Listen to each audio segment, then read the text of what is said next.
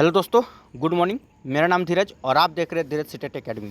तो चलिए आज की ताज़ा खबर की बात करते हैं। आज है आपका 1 अगस्त 2024। 1 अगस्त को टीचर संबंधित या शिक्षा संबंधित जितने भी न्यूज़पेपर होगा वो हम आपके लिए लेकर आए हैं।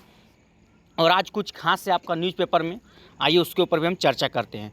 तो चलिए सबसे पहले हम हेडलाइन की ओर बात कर लेते हैं। आज का हेडलाइन क्या है तो आपको दिखा दें। सक्षमता उत्तीर्ण शिक्षकों की काउंसलिंग आज से शुरू हो जाएगी। ठीक है, इसके ऊपर भी हम बात करेंगे थोड़ा डिटेल से। चलिए आगे देखते हैं और क्या है आगे।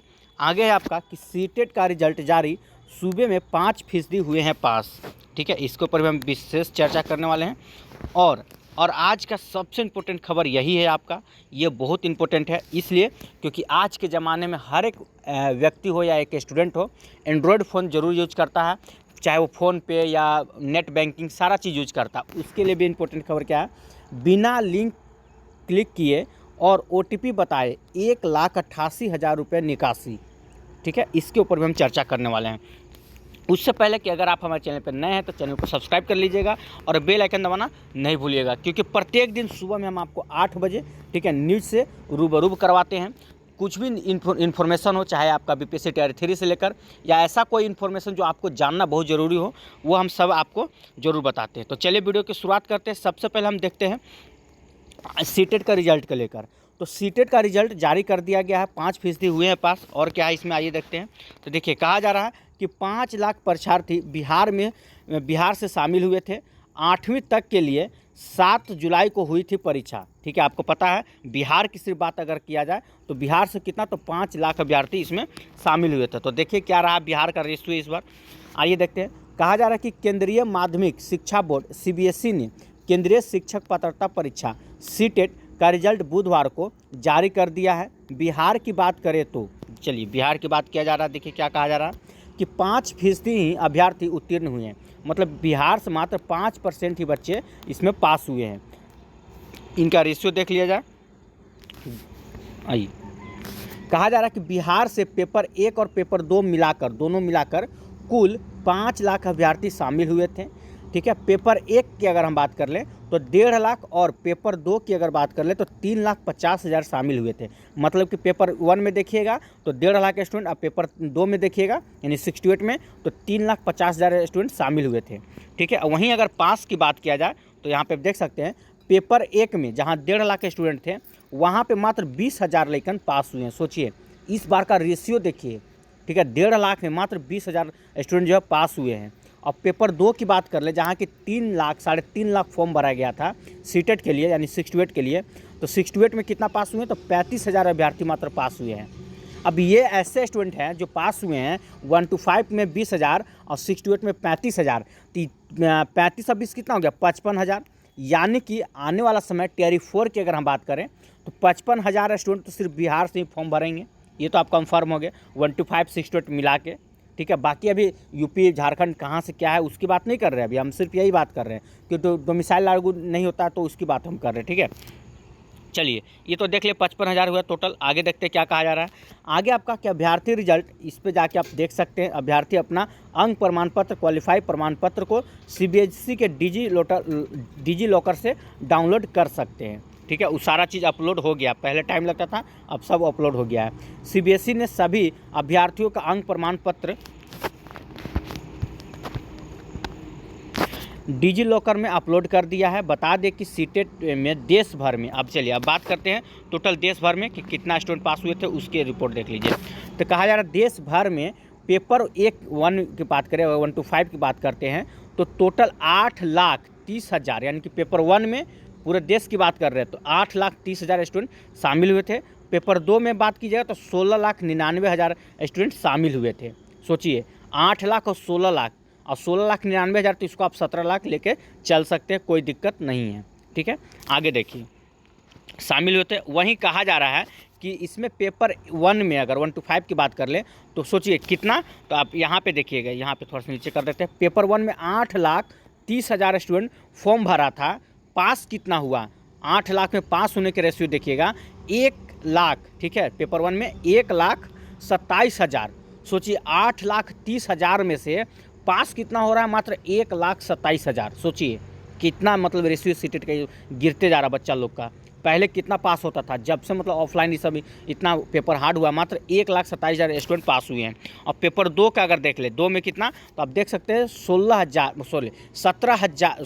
17 लाख मतलब स्टूडेंट फॉर्म भरे थे, ठीक है। अब पास कितना हुए 17 लाख में, तो आप देख सकते हैं पेपर 2 में पास हुए मात्र 2,39,000, मतलब कि 17 लाख स्टूडेंट में से पास होने का रेशियो 6:8 की अगर हम बात कर लें तो कितना है, 2,39,000 स्टूडेंट 6:8 में पास हुए हैं। सोचिए, अब ये सब जो हैं, आपको मालूम है कि बिहार में जब वैकेंसी आएगी टियर 4 का तो हर कोई अप्लाई कर सकते हैं। उन लोग जनरल कैटेगरी में आते हैं, चाहे किसी भी मतलब 1 से लेकर 80 तक करेंगे, लेकिन करेंगे तो देख लीजिएगा 2,39,000 इधर हैं, ठीक है, पास होने का रेशियो। अब 1,27,000 इधर है, मोटा मोटी देख ले तो 3,65,000 या 66,000 स्टूडेंट इस बार अगर देखा जाए तो टियर 4 की अगर हम बात कर ले, ठीक है, टियर 4 की बात कर ले तो 3 लाख, ठीक है, 3,65,000 या 66,000 जो जाएगा, इतना स्टूडेंट 1 से लेकर 8 तक में अप्लाई करने वाले हैं बिहार में टियर 4 में।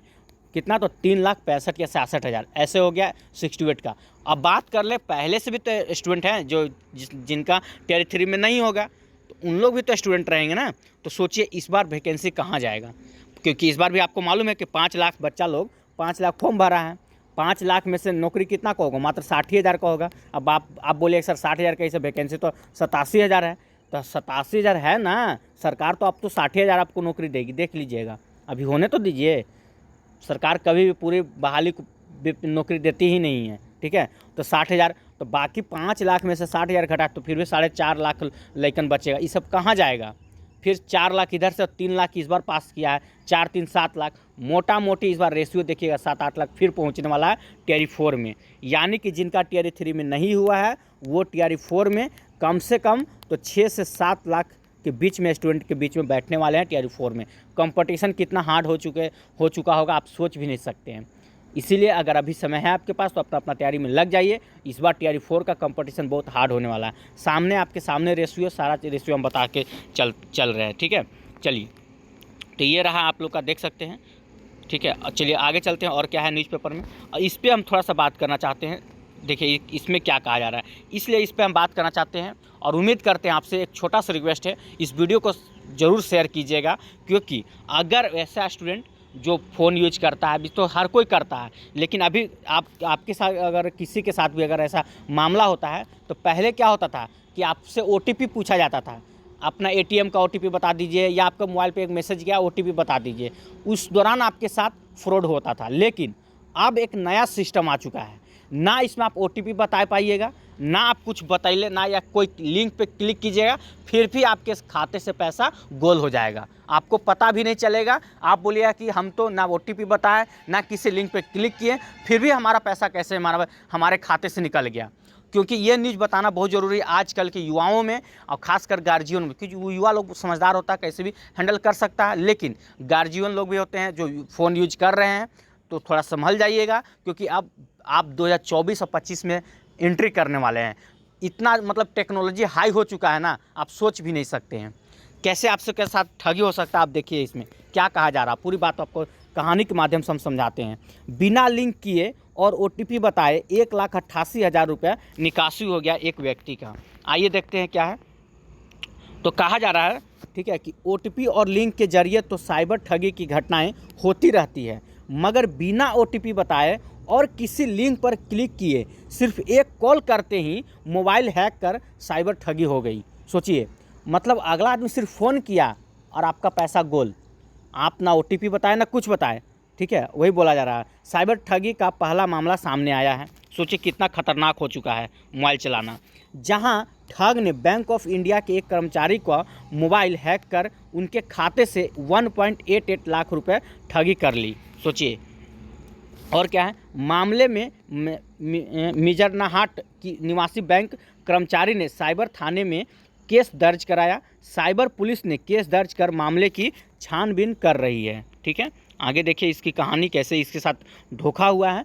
पीड़ित बैंक अधिकारी खुद इस बात से हैरत है कि खुद हैरत है। सोचा बैंक का अधिकारी हैं, आपसे ज़्यादा वो समझदार हैं, क्योंकि बैंक का अधिकारी उनको पता है कैसे उनके साथ मतलब किसी और के साथ होता होगा तो कोई ना कोई बैंक पहुंचता होगा कि सर हमारे साथ ऐसे हुआ है। उनके साथ ऐसा हो गया कि बिना कुछ किए सिर्फ ठग का कॉल आने पर उनका मोबाइल कैसे हैक हो गया। जानकारी होने पर बैंकों की तरफ से मामले की जांच की जा रही है ताकि ठगी के इस नए ट्रेड, यहाँ देखिए भाई बात तो सही है, नया ट्रेड ही क्या है, इस नए ट्रेड के बारे में पता लगाया जा सके कि ऐसा कैसे हो सकता है। कोई आदमी अगर कॉल करता है आपके बैंक से पैसा गोल हो जाता है। बैंक अधिकारी ने पुलिस को बताया कि देखिए घटना कब की है, 16 जुलाई की शाम 6 बजे की करीब उनके मोबाइल पर एक अनजान नंबर से कॉल आया था। कॉल करने वाले ने बताया कि बिजली विभाग से बोल रहा हूँ। सोचिए, ध्यान से देखिएगा, ये बहुत इंपॉर्टेंट है। अगला आदमी बोलता है कि बिजली विभाग से बोल रहा है। ट्रू कॉलर पर भी उसका नंबर स्मार्ट मीटर के नाम से आ रहा था। कॉल करने वाले ने बताया कि आपके प्रीपेड मीटर का रिचार्ज ख़त्म होने वाला है, उसमें सिर्फ 749 रुपये बचे हैं। उसने प्रीपेड मीटर का कंज्यूमर नंबर का आखिर 3 अंक भी बताया है। कहने का मतलब अगला आदमी जो फ्रॉड करने वाला था वो आपका कंज्यूमर नंबर का 3 अंक, पीछे का 3 अंक भी बताया। तो अगला आदमी को विश्वास हुआ कि चलिए भाई अच्छी बात है। उसने कहा कि आपको अभी पेमेंट करने के लिए प्ले स्टोर से जाकर एक ऐप डाउनलोड करना पड़ेगा। अब देखिए, पेमेंट करने के लिए बोला गया कि ऐप डाउनलोड करना पड़ेगा, नहीं तो आपका कनेक्शन जो है कनेक्शन कट जाएगा। हालांकि जो अगला आदमी था वो बोलता, हालांकि मैंने ठगी की संभावना का भांपते हुए कॉल को काट दिया। जो अगला आदमी था ना वो ऐप डाउनलोड किया ना कुछ किया, और नहीं तो उसका कॉल काट दिया।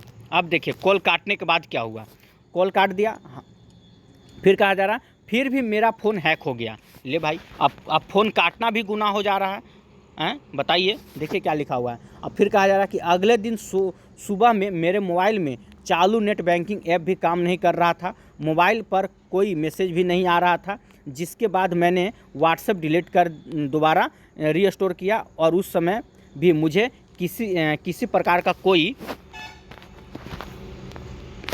OTP नहीं मिला। मतलब उसमें तो कोई OTP नहीं आया हुआ था। हालांकि मेरा फ़ोन किसी और कंपनी का था, जैसे कि आपका फ़ोन सैमसंग होगा, लेकिन कहा जा रहा है उसमें दूसरे कंपनी का कनेक्शन दिखा रहा था। ले भाई, आगे क्या है कि मुझे लगा कि फ़ोन में कुछ गड़बड़ी हो गई है, लेकिन अगले दिन 18 जुलाई, सोचिए 16 जुलाई को फ़ोन आया था, देखिए 18 जुलाई की सुबह में मेरे खाते से 27,000, ठीक है, 27,000 रुपये डेबिट होने का मैसेज आया। इसके बाद मैं अलर्ट हो गया और कुछ देर अंतराल में एक एक कर मेरे खाते से 1,88,000 की निकासी कर ली। मैंने मामले में साइबर क्राइम हेल्पलाइन नंबर 1930 पर कॉल कर इसकी शिकायत की है। तो सबसे पहली बात कि नंबर को आप लोग नोट कर लीजिएगा, ये नंबर आपका हेल्पलाइन नंबर है साइबर का। अगर आपके साथ ऐसा धोखाधड़ी होता है तो आप इस नंबर पर कॉल कर सकते हैं। बात आता है कि सोचिए, ना आप OTP बताया, ना आप किसी लिंक पे क्लिक किए, फिर भी आपके खाते से पैसा निकल जा रहा है। अब मतलब इतना जान लीजिए, अगर कहीं से भी कोई रॉन्ग नंबर अगर आपको कॉल करे जिसको आप नहीं जानते हैं, तो उससे ज़्यादा देर बात करने की कोशिश मत कीजिए। हाय हेलो इस सब से कोई फ़ायदा नहीं है, कहीं आपके साथ भी अगला केस ये आपके साथ ना हो जाए। इसीलिए मेरा काम था आपको सतर्क करवाना, क्योंकि ये मोबाइल से जुड़ा हुआ वैसा कोई आज के मतलब ज़माने में ऐसा कोई व्यक्ति नहीं है जो फ़ोन पे या नेट बैंकिंग यूज नहीं कर रहा है। हर कोई कर रहा है, लेकिन ये न्यूज हर कोई तो आपको बता नहीं सकता है, ठीक है। तो हमारे पास था इसलिए हम आपको बस बताएं। अब आपका फ़र्ज़ बनता है कि इसे दूसरे तक ज़रूर पहुँचाएँ, ठीक है। अगर आपको अच्छा लगा हो तो इसको शेयर कीजिएगा, और अगर अभी तक आप हमारे चैनल को सब्सक्राइब नहीं किए तो चैनल को सब्सक्राइब कर लीजिएगा और बेल आइकन दबाना नहीं भूलिएगा। आज के लिए इतना ही। अगर आप कुछ ऐसा इन्फॉर्मेशन आता है BPSC Tier 3 से रिलेटेड तो आपको दिन में वीडियो बना दिया जाएगा। जय हिंद, जय भारत।